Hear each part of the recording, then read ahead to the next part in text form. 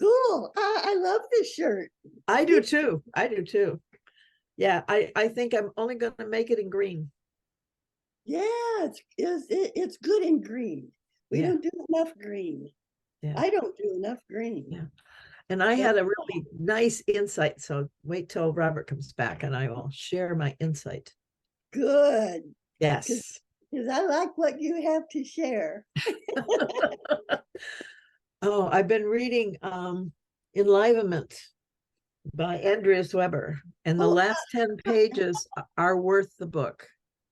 Look at that. Mine's still warm. It was just went through the wash. Oh, good for you. Mine, I washed mine too, and I had to iron it because it was all wrinkled. It didn't.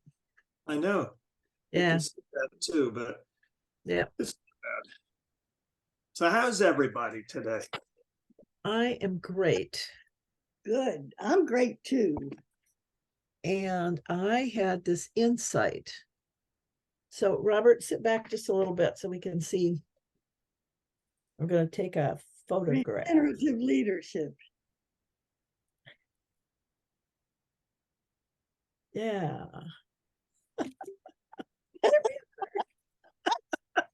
Let me take a screenshot. Yeah. A sec. Got it. There we go. There we go. Nice, nice, nice. You also got a good shot of the containers back there. But true. Oh, well.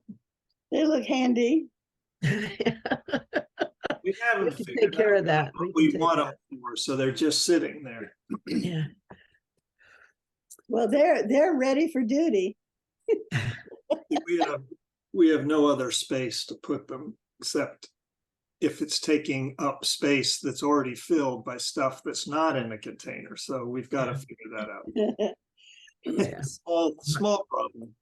Yeah, my space is getting filled too. I've got to start doing something about it because it's getting to me. I'm going to have to start emptying in a more major way.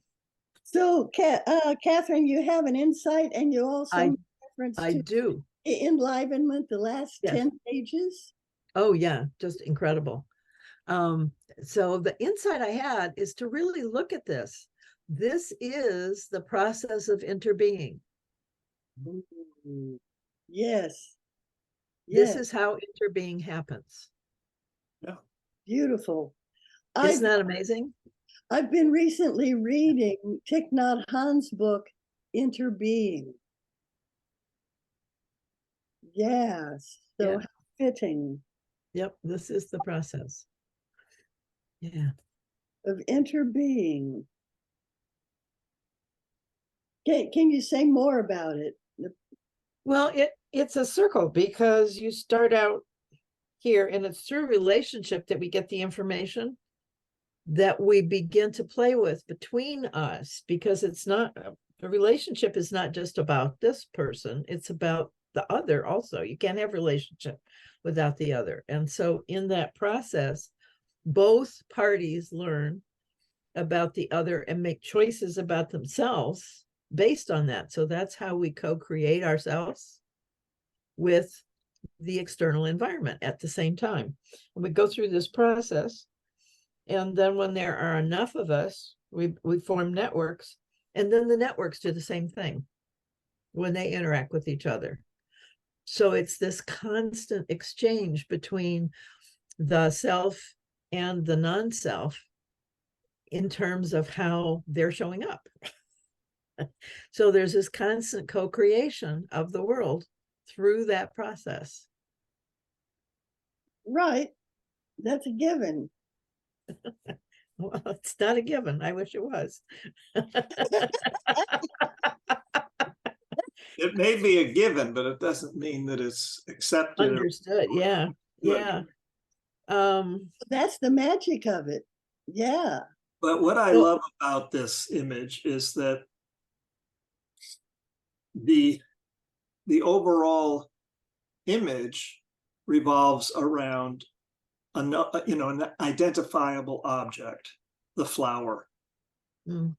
And to me, the flower represents, the the Atman, the eternal self, not just, we can each say it represents myself, but no, it's the Atman. Right.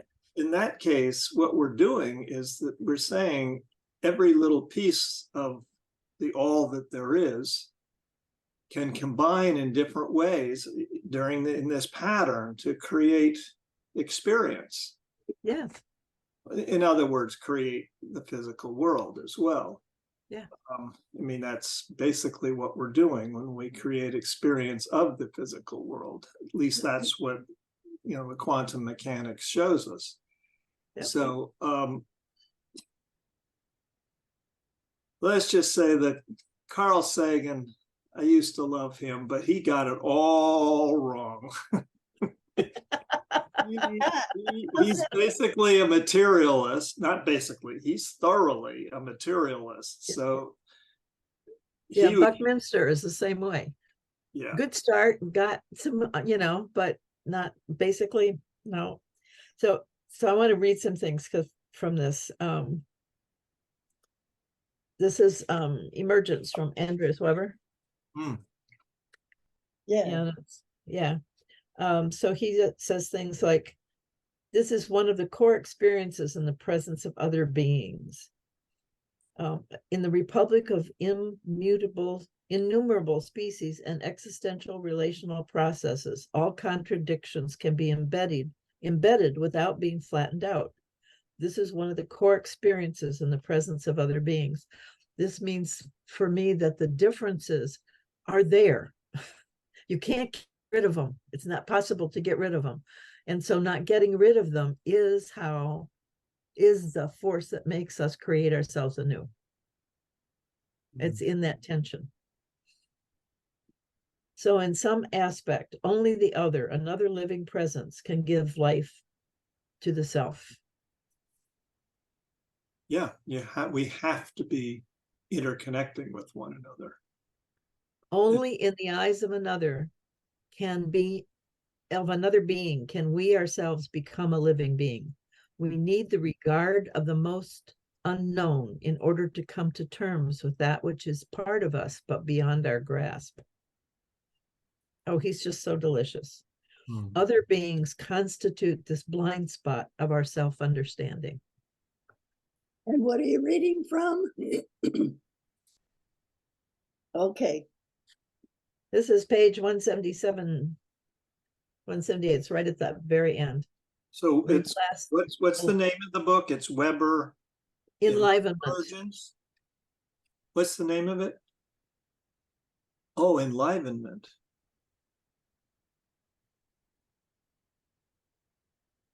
That may be my next book. Yeah, there's some things I don't hit me as true as this stuff, but this is just so wonderfully, absolutely. Culture is the interpretation of our aliveness through the medium of human beings. Subjectivity, cooperation, negotiation, and incompatible strangeness are not patterns that we place on the world.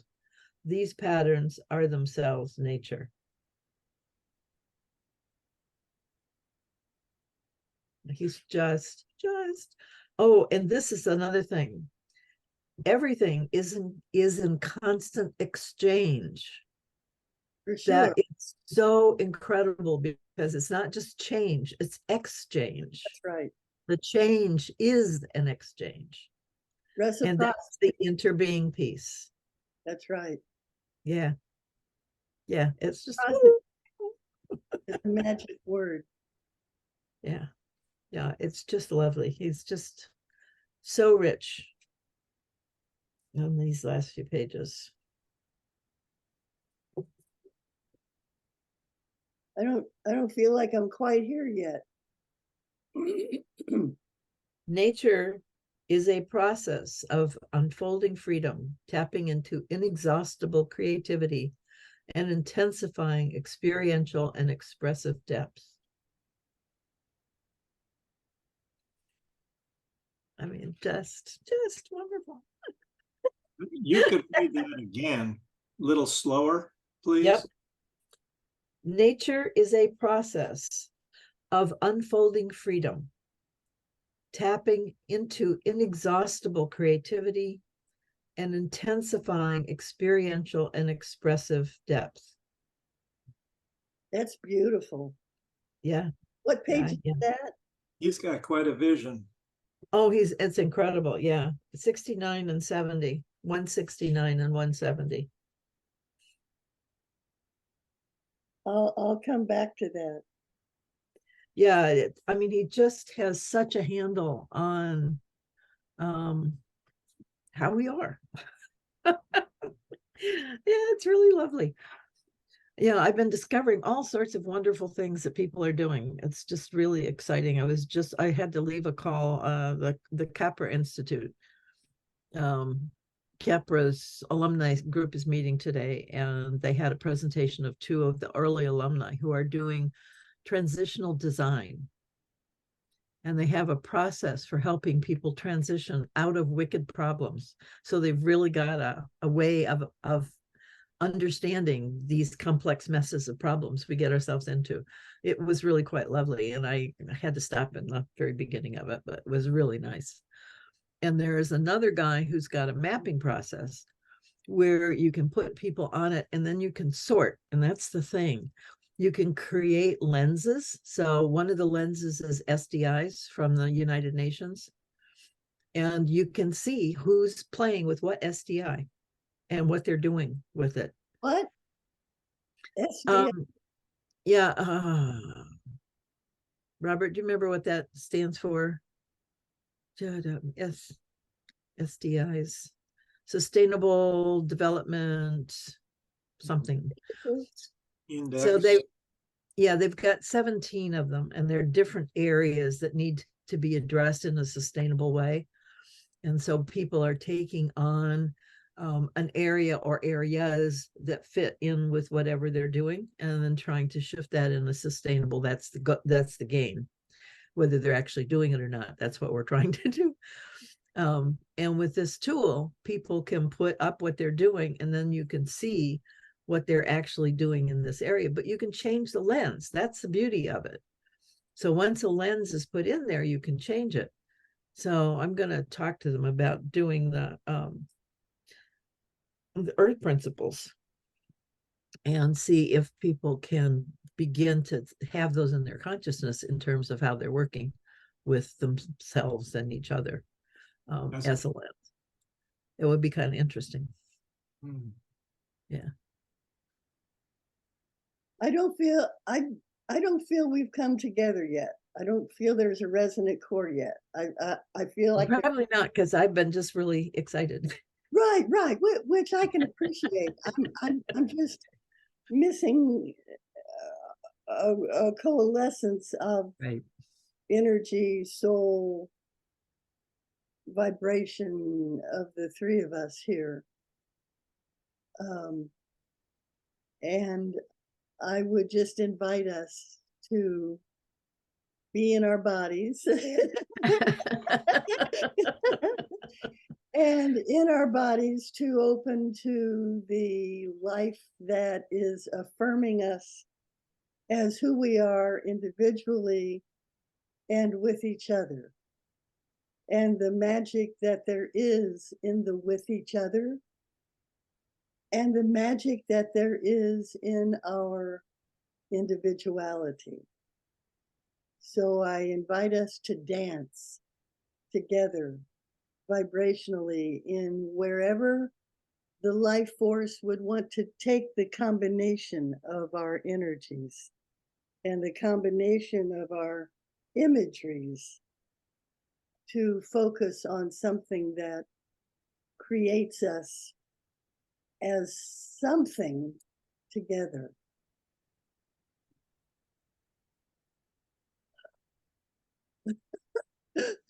Oh, I can feel this now. Oh, yeah. This is a beautiful picture we are with these three shirts. Yeah. We did good.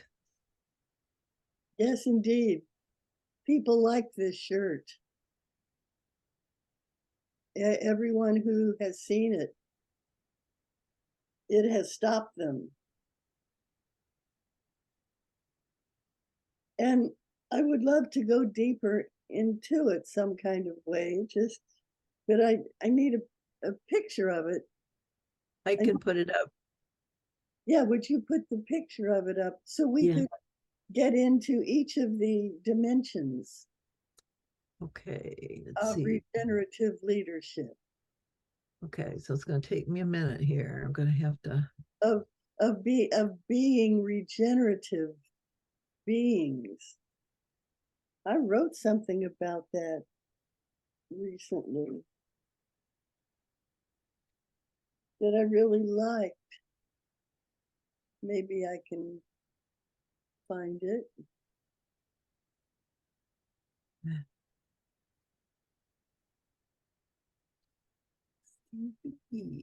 Values.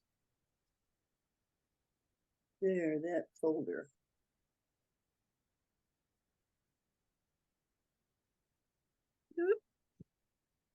I lost us. Hmm. All right, let's see if I can. There it is.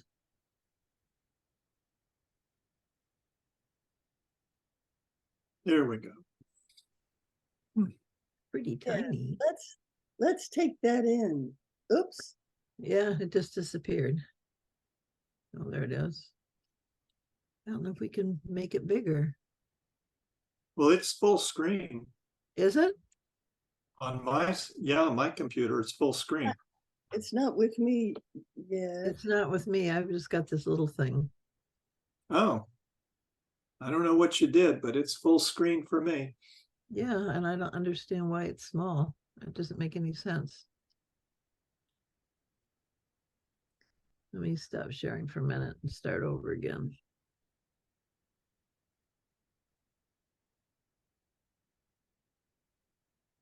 Oh, yeah. Let's behold it, because we Get could it? go deeper into this than we've been yet.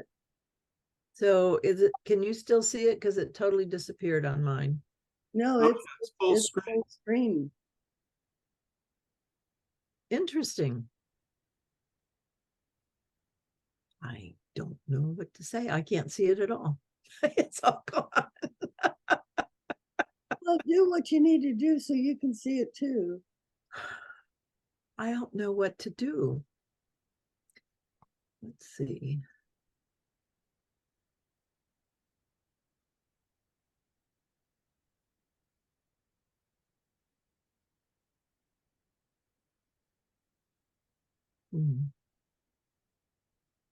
Because I continue to try to go in a deeper level to each of these. Yes, that's how point. to use them. That's exactly how to use them. What? I said that's how to use it. Yeah. Yeah.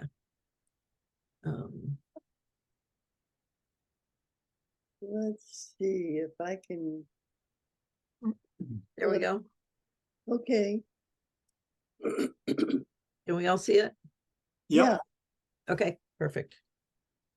And if each of it, like maybe I could start, I always start with information because of the nature of that word. And I don't know exactly what information is. I don't know how information gets out there. And that's why I put relationships first. Because it's in the interaction between self and other that the information arises. But we don't, information is like the beginning of a catalyzation of something. I mean, Yes. in information is what brings things in formation. Relationships follow information to me. Well, Sometimes they're developed out of it. They're changed out of it. but the recognition of the other is where that comes from, because it's not us. So the not me is the information, and you can only see that when you're in relationship. Robert had that concern too when I did this, so maybe he can speak to this too. And I would hope that the three of us can not just say what we think, but actually get into this in a deeper way of what each of these words, relationships, phenomenons actually means. Well, And, it's the process. It's not just the meaning of the word, though. well, of course, that's one of the petals, process. I just want to go deeper than we have been yet together in each of these petals, how the petal formed, what formed first, and what the hell is information? What is information? Is it the process part? No, it's the self, it's information. The way I see it is that if truly the universe is consciousness, if that's the substantive substance of the universe is consciousness, then there are identity nodes throughout. So that really is the beginning. I mean, there's whatever's brought it together, we call it nature, and brought together enough of something to have a self-identity. Then they can form relationships. Now, it's in that process that information is created. It's what you see or act on or be together that begins to create the information, something that could be recollected. And the reason I'm saying all this is that even in the Bible, there's reference to the fact that you can't really know another or yourself except through another. It has to be a reflection back.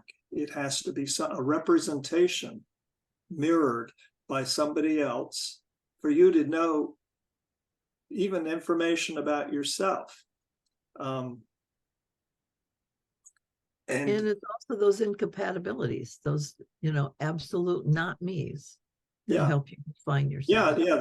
That begin to create that meaning of what, that's not me, this is me. That doesn't work, this does work. I mean, our whole consciousness is, at least the type that we can recollect within our thinking process, is made up of that. It's like zeros and ones, me, not me. It's sort of the same thing for this little computer nonsense that's going on up here. So, I mean, I see that that's a good relationship, identity, relationships, information. Now, just as there are relationships between the identities, I think there are patterns or relationships between the informations, and process sort of brings that to a head. But I'd love some of your ideas. The structures actually and networks seems to get more clear once you have all of this congealing and, starting to surface as real, as part of reality. Emergence is something new that comes out of this whole process, which is continuous. I mean,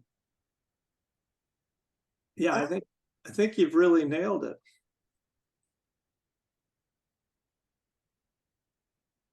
I would like to let this image speak to each of us in a fresh way, revealing each inner working of each of these petals and a new and deeper understanding, rather than saying what I think about each one means. I'd like it to speak to us in a contemplative receptivity.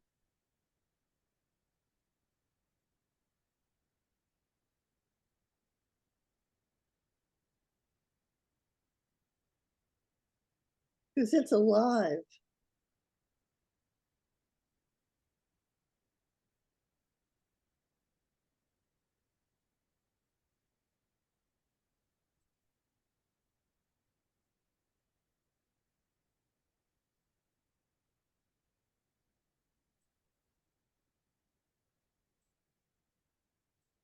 You can say that identity is the outcome of the result of the process of accepting and rejecting patterns.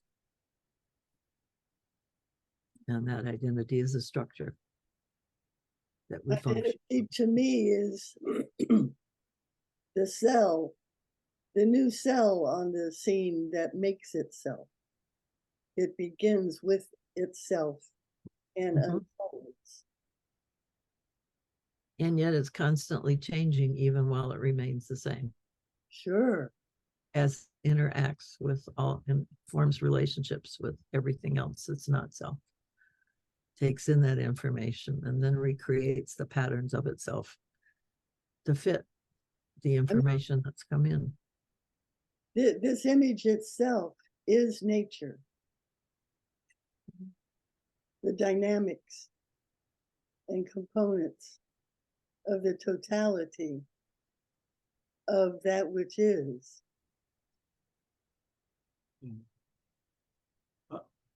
I see this as a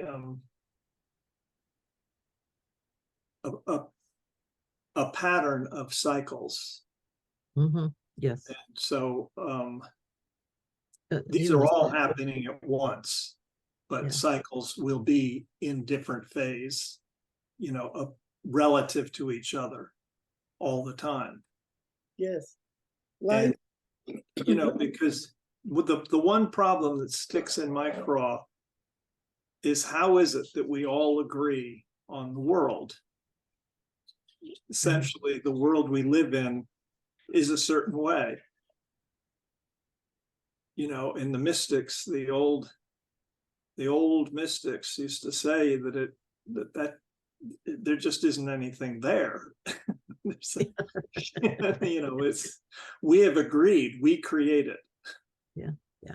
And so I'm trying to understand, you know, how this process is going on.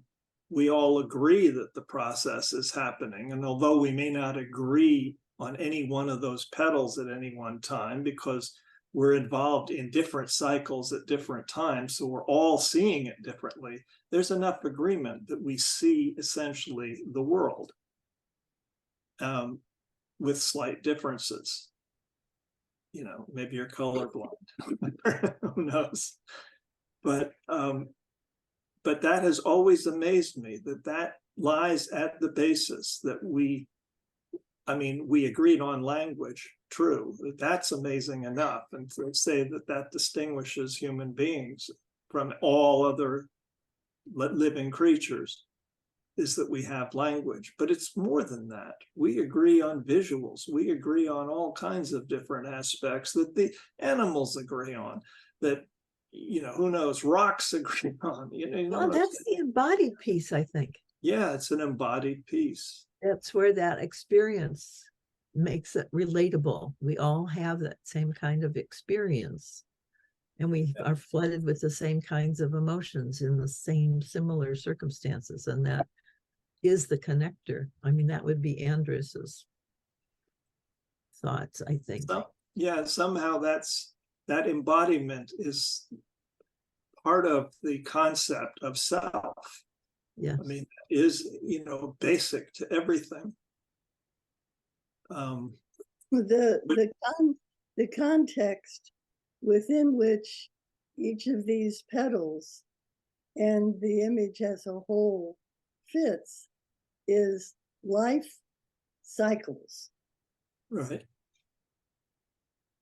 It's the cyclical nature of life that It is how- enables Yep. this to come alive. it's the process of self-making. Right. Yeah. So Yeah, I far. mean, and basically that's how I understand, I forget the Buddhist word for it, but in the Christian world, it's called the Word. That's how I understand the Word. It is the fact that sitting at the nexus of all of the cycles that I'm a part of, whatever myself is embodied by certain cycles. They're different from yours, Kathryn, and different from yours, Annie. But those cycles are constantly working through. And to the extent that I am, quote, receiving the word of God, whatever you want to call it, it is that I'm working with those cycles accurately.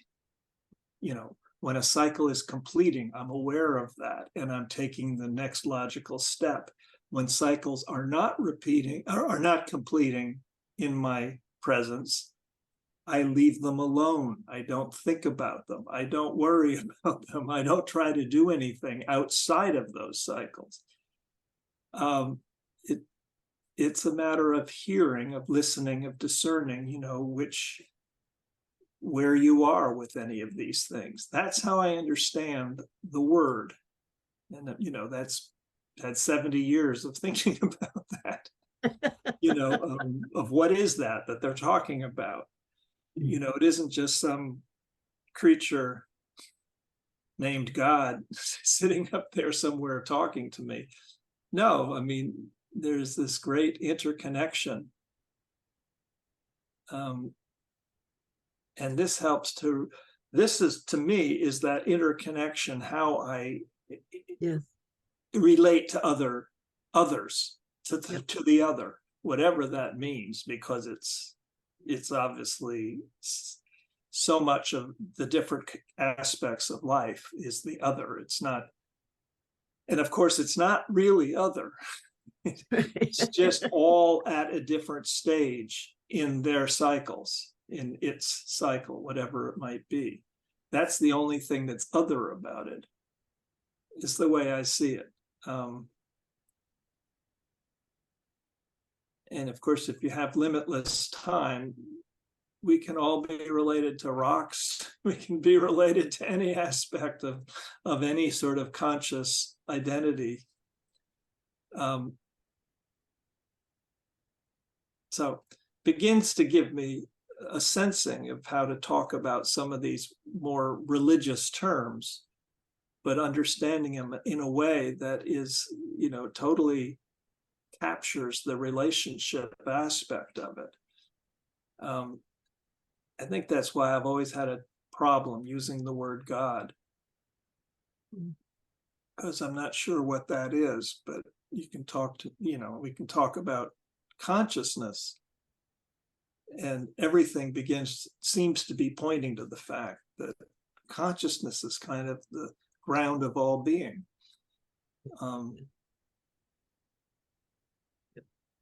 Because quantum physics has shown that matter isn't. So what are we left with? And what we're looking at here is all transitional. Yeah. I'd agree with that. Yep. So Weber says, but there are different durations, different periods of you might say realness, and some of them may be decades, centuries, some of them may be milliseconds. So there's this vast variety embodied in what life is. so For a Weber, rock, it's a lot. It's a lot of time. many lifetimes. So Weber says, through these changes, the amount of different experiences, felt depth, grows over time. Life is about making more and more experiences. Yeah. It itself is enlivening. The fact is that we do have an inborn instinct for seeking out new experiences that reveal how it is to be inside life. One might say that this process is about learning to respect and learning to love.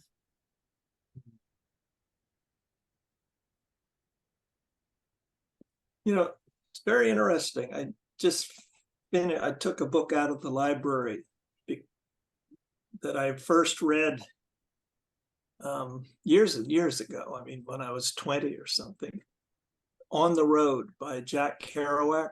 Yeah. And it contains some of what you just read.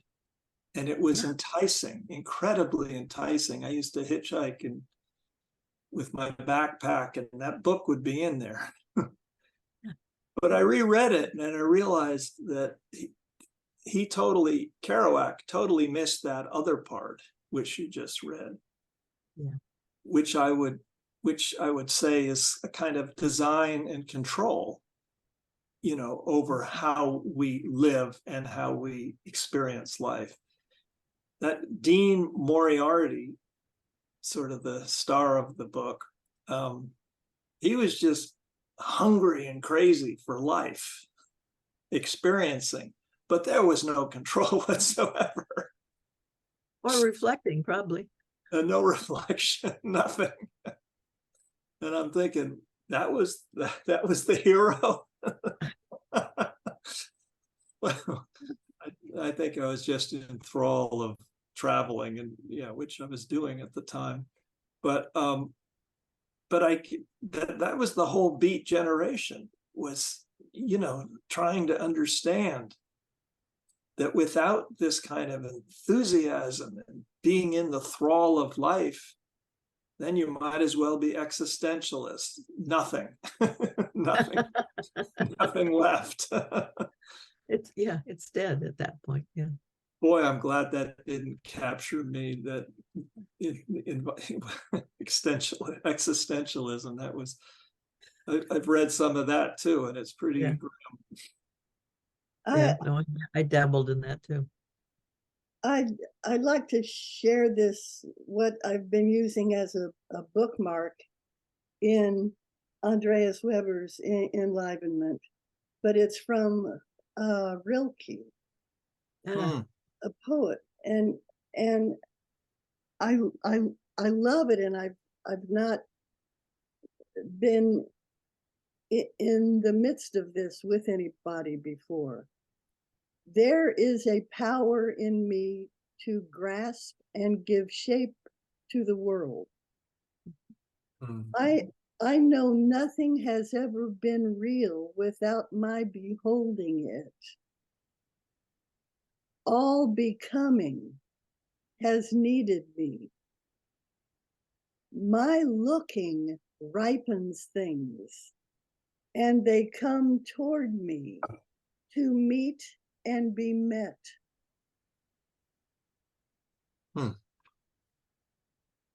Yeah. That realm of. Yes. That's this. I never knew he'd expressed it so clearly, but a little book of his had within it an essay, a long one,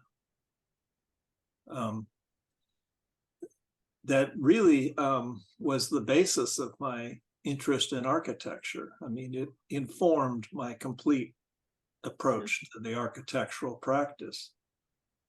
And all it was is he describes going out, starts off, describes him taking a walk in a Paris neighborhood, and suddenly becoming fixated on an old apartment building that had been torn out between two other existing buildings. And he spends about 25 pages describing what he sees on the two walls that used to, connect to the building part that had pulled out, and describing the lives of what that had been imprinted on those walls. Wow. And the way I took that is that we endow a spirit to whatever we live in, and that should drive architecture, is understanding that spirit that's already there in a place or in the way people have lived, and endowing that into any new work that we take on. That's beautiful. And yeah, I've never read anything else of his, Ani, but that one was a crowd stopper for me. The one I read, Yeah. Well, you read it. what I'm saying is the one I read was, but what you just read perfectly described. I never knew that he had imagined it so clearly, that he could write it so simply and clearly as that. I've got a request, Kathryn, for you to take this picture off of the screen and come back to the three of us.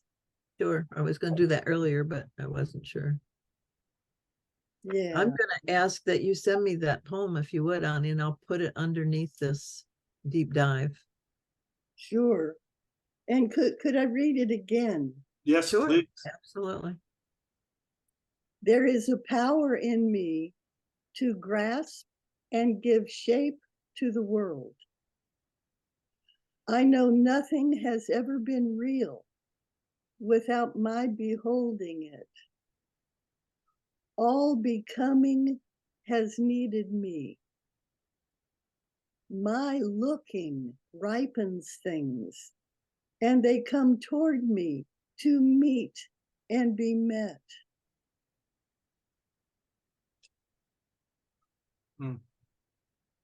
Yeah.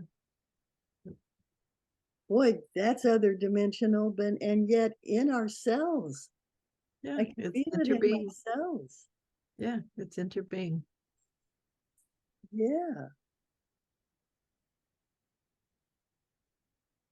And in many respects, I mean, he was in the 1920s, or was he earlier than that when he was writing? Yet. I'll find out, because I think that was before quantum, the quantum theory was really so I'm going to just find out.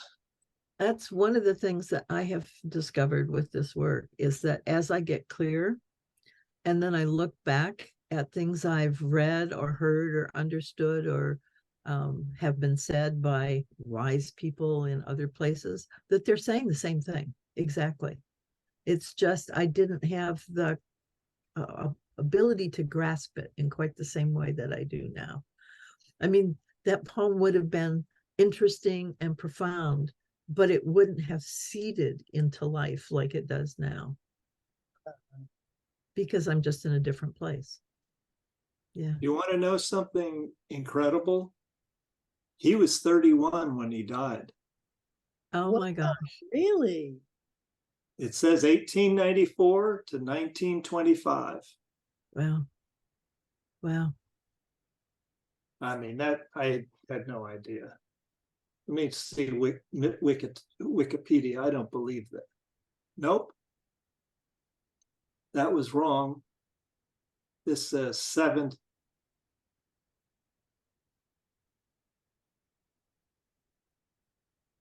This one says 1875 to 1926. So maybe that was the original. That other one was just when he wrote. So that's actually 54 years old. The power of this just kind of creeps up on me. Yeah, it's very, very powerful. I mean, there's a power in me to grasp and give shape to the world. Jesus. Yeah. Nothing has ever been real without my beholding it. There's something so profound and so true about that, but how can that be? But it is. Yeah. It's life playing with life. It needs that tension. in order to be creative and to go, oh, now I see this. So this is now possible. That wasn't possible before I saw that. That whole thing is just all one piece. We've made it. Yeah. I like what you said. About what tension. There's something about the tension that's essential to becoming. Mhm.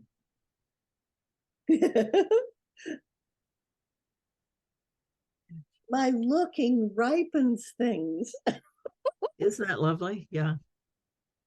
And they come toward me to meet and be met.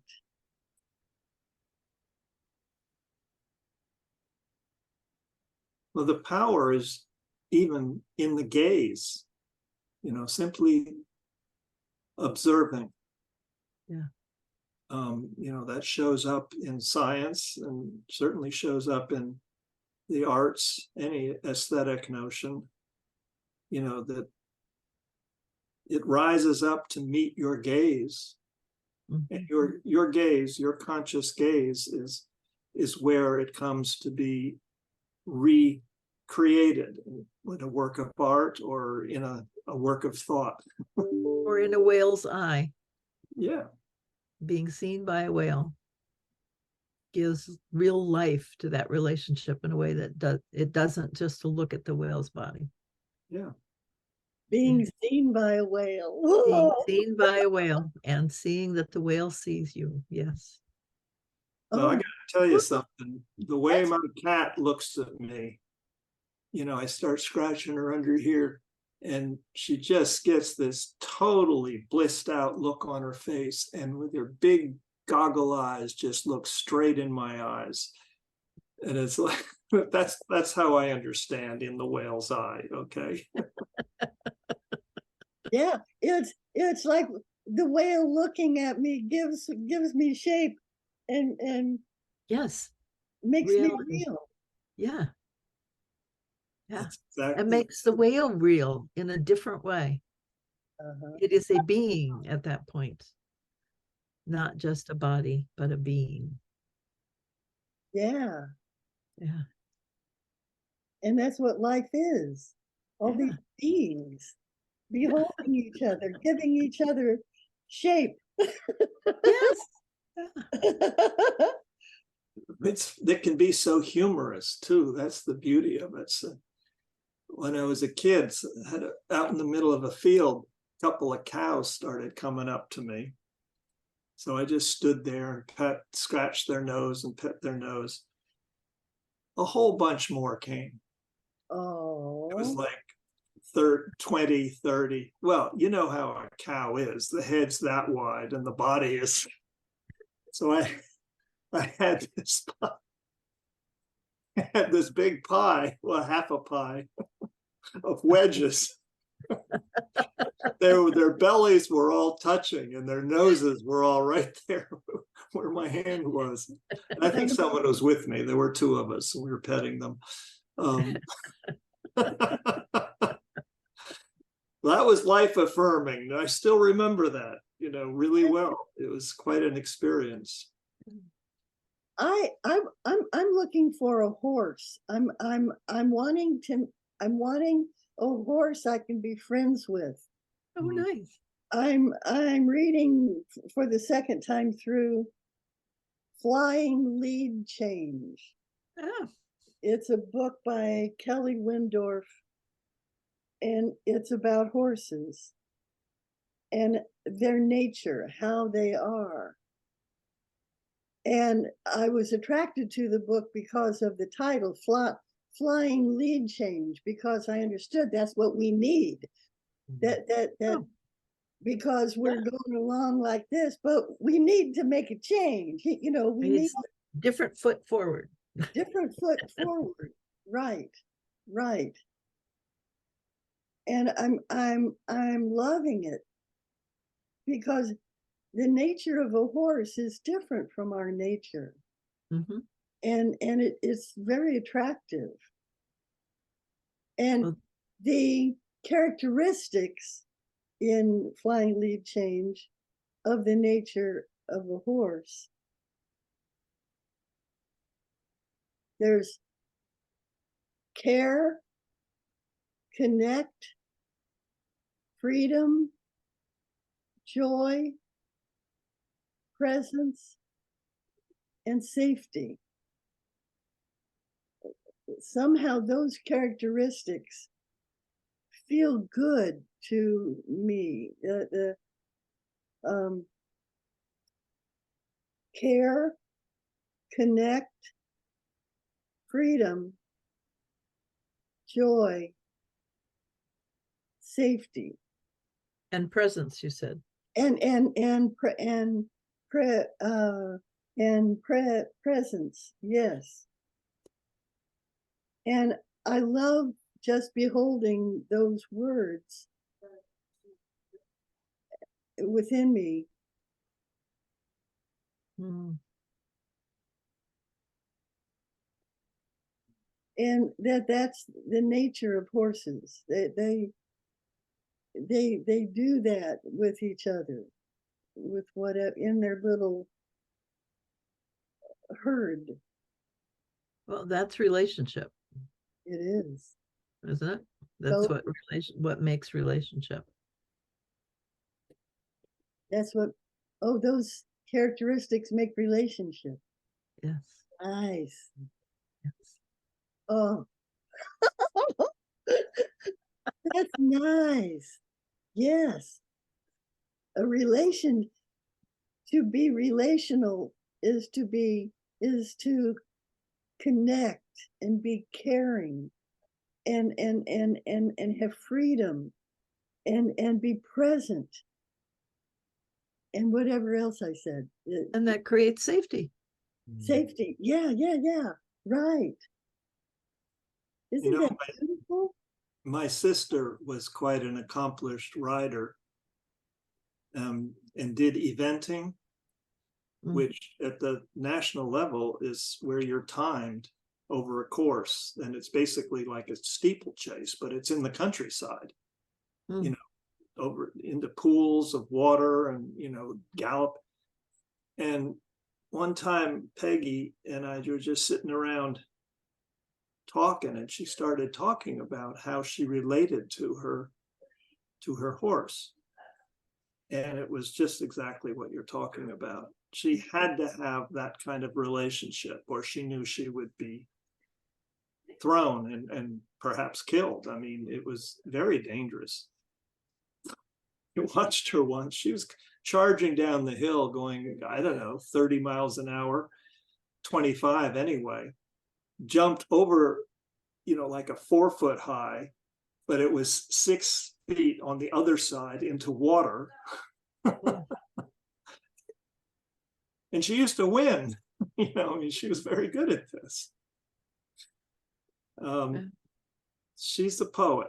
She did all this on a shoestring, where other people, she would have duct tape wrapped around her boots, her riding boots. Or she'd have, other people would have stewards. She would have my father as an old man, my age or older, helping her at this, at the meet. But this was her poetry.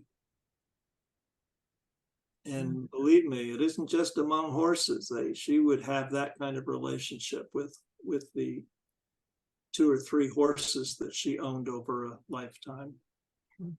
Yeah, I used to have horses too. Yeah. Yep. You did? Yep. What was Yeah. it? What was your experience of them? Oh, they were all different. My last one is the one I think of the most often, because I had to sell her and I really didn't want to. She had a bad leg, and I had done a lot of work to fix it, but I was afraid that if she got sold, that the next person would not be so courteous. But that was one of the things I had to do. So I think about her still. what was your relationship with her? What did you do? How did Um, you interact? we did barrel racing. Mm. She was a third, Really? You did barrel racing with your I horse? did. And she was a thoroughbred. So she was long, and it's hard to go around things when you're longer, it's more effort. But we did really well. We didn't win tons of things, but we did get ribbons here and there. So yeah, Cool. yeah. But it Well, was just what age were you? What age range were you? 18, Oh, 17, 18. Yeah. you That's how I spent my youth, actually, was with horses. I really? went to an auction with a friend of my father's who said he wanted to buy this mare. Did I want her son? And I said, sure. I had money saved that I could pay him back. So he bought him and I paid him back. And my father went, what? Because now he had to feed and house him. And that wasn't me. I couldn't afford that. So that was an expense my father took on. Yes, he used to have nightmares about that. That I would go away and come back with something expensive he had to deal with. It's expensive. Yeah, no, it was. Yeah, I used to walk over to them and take care of the horse every morning before I went to school and stop and take care of the horse in the afternoon after I got home. So, yep, I did that for years and years. Yeah, well, Well, that's how Peggy started, She but she didn't buy a horse. She there was a stable nearby.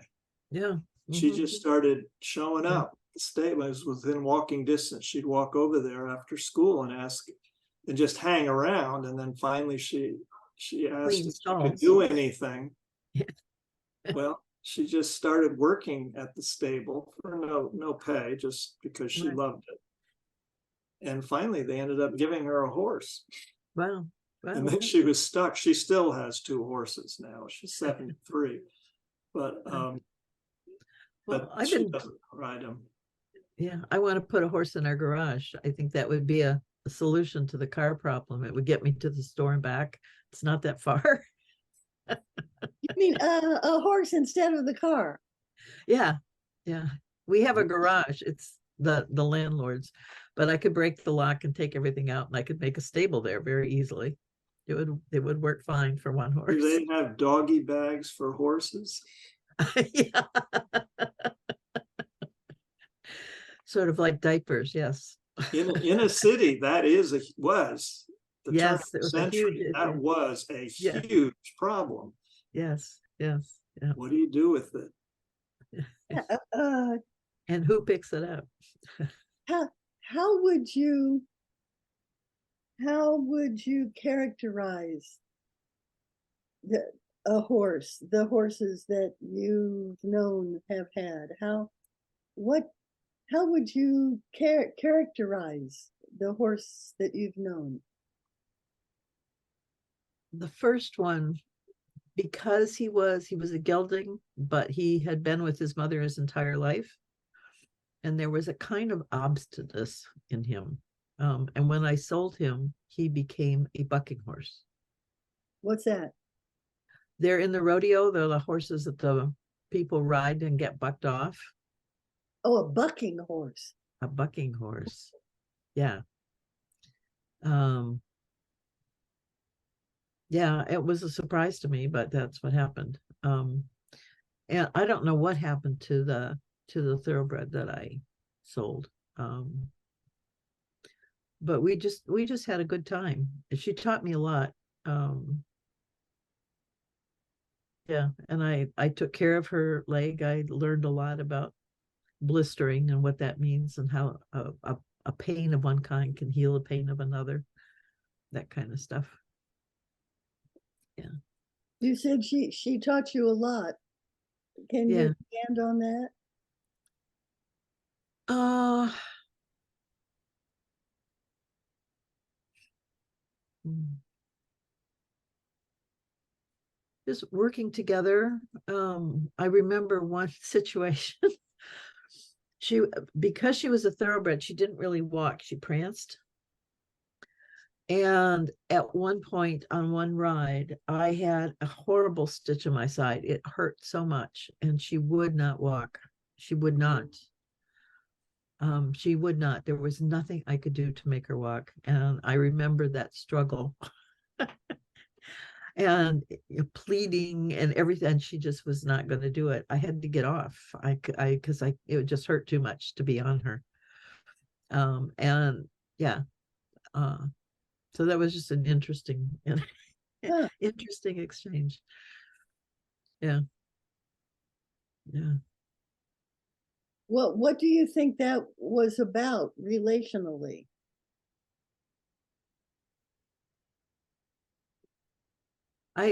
What I got out of it was just to acknowledge her where she was, and that meant I couldn't change it. I had to deal with it. You know, I've gotten several lessons like that. Praying for difference, and it's not coming, so you just got to get over it and deal with it. Do you think she was being obstinate or what? I never read anything into it like that. I mean, that was just who she was. She was not going to walk. She was just not going to do it. And there was no way I could. Was it just that time, or was it? Oh, that's the time I remember it. Yeah. I mean, that was just a situation that I was in. And, she's bigger than I am. I can't make her do anything. So you just have to deal with it. Okay. Yeah. So yeah, no, I treasure her. I really do.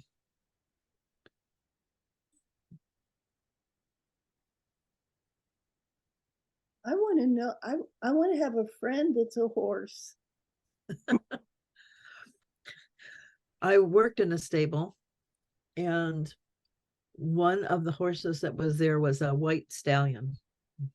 So of course he was, everybody oohed and awed over this white stallion, how beautiful he was. He was a trickster. So if you were sitting there and your back was to his stall, he'd come over and he's put his head on you, and you think, oh, isn't that sweet? Well, then he'd slowly lift his front feet.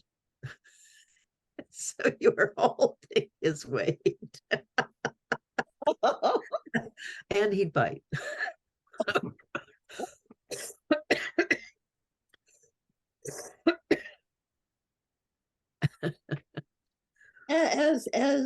as in playfulness, or sometimes, but I think that's the thing about horses. They don't really suffer much. And if you're not willing to be in relationship, well, then you're not a friend. So you're not treated like a friend. It's just that simple. And, and they're bigger. They can do stuff.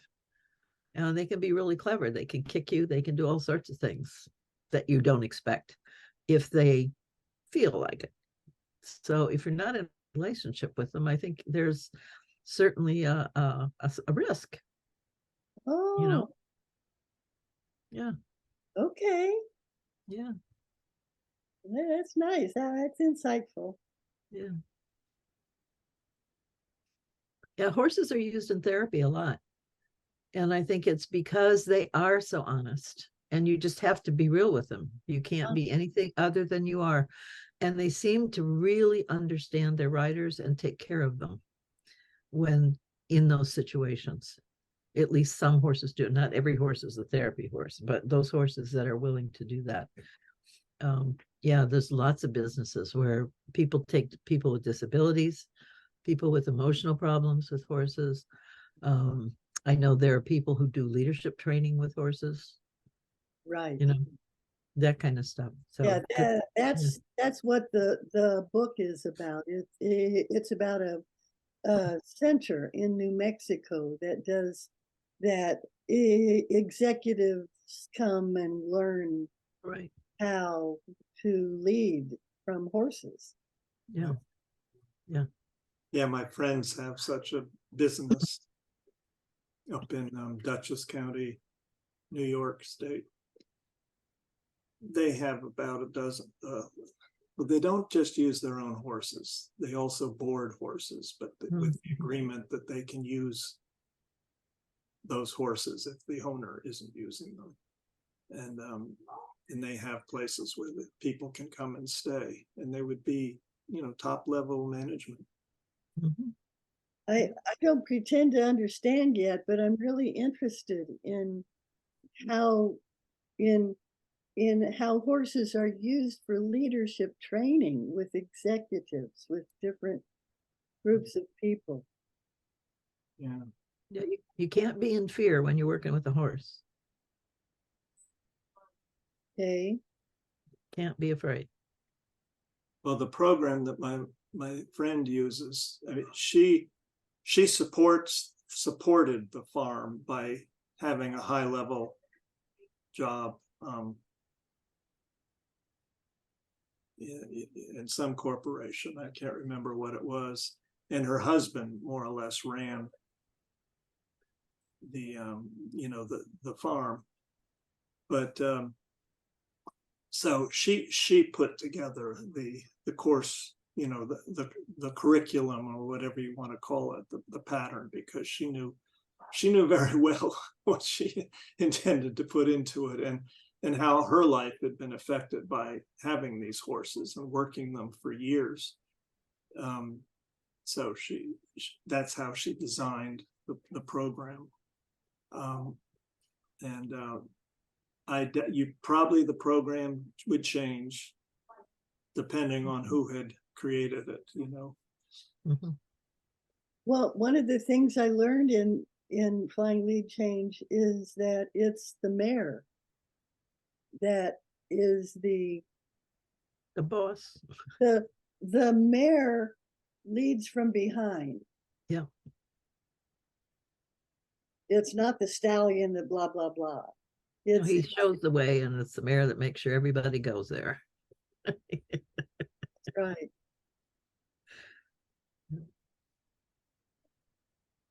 So I want a horse friend. Yeah. Oh, I bet you there's a stable somewhere. Yeah, there's stables near you. I'm searching it out. Yeah. Yeah.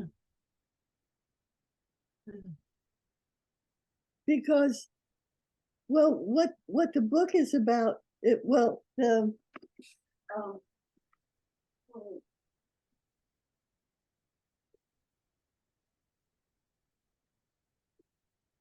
Flying Lead Change, 56 million years of wisdom for leading and living. They're more evolved than we are. Yeah. Yeah. They've evolved longer. They're an ancestral. I mean, we haven't evolved long yet. We're still a new kind of young species. Yep. Yeah. And we separate them and have them live lives all by themselves for a lot. It's really sad. Yeah, elephants too. I mean, we separate. What are you saying? Well, we separate horses and elephants from the herd. They live single lives as the only animal, and it's just, yeah, it's really sad, because that's not how they are. Why do we do that? Well, because we can only afford one horse, for instance. Oh. All of that. Oh. Yeah, that's why Peggy maybe had one working horse, but she would always keep these two others that were, rescues. Yeah. All she had to do was keep feeding them, and keep the horse, and then, wouldn't cost her anything, but she insisted on having buddies. I mean, at least two. And no, they're herd animals. Often there were three. Yeah. She's very careful about that. Yeah. And horses will form attachments to other animals sometimes just for that reason. Yeah. Yeah, in thoroughbreds, in fact, they often have a companion that they're shipped around because they're basically by themselves. Yeah. But even if they're in a stable, they're not friendly. They don't really know each other. They're there for a day or two or three. So there's usually another animal that will travel with them. It could be a goat, could be a dog. Yeah, Mm. yeah. It's such a rich relational realm to Mhm. learn from. Oh, animals are. I think it's just one of the wonderful things about animals is you really begin to understand relationship. Dogs and cats, whatever, birds, whatever you have, because it's another species, and yet you know how similar you are, and how much communication happens back and forth. You know, it's a great learning, great learning. People who don't have animals have just no sense of that at all. And oftentimes are filled with fear Yeah. accordingly. Yep, exactly. Yep. Well, time's getting on. I'm gonna It is. leave. I've got to go do some things. Okay, well, It's been a pleasure as always. as Wonderful. Yes. Yes. you both. Yes. Oh, There's a chance I won't be able to come next week. Okay. Not sure when we're going up to Asheville, North Carolina, but it might be on Friday. Probably not. Probably it'll be over the weekend or something. So just have to work that out. all Okay. right. I'll Well, let you know. Okay. Thank you. bye-bye. Bye bye. Bye-bye. Bye.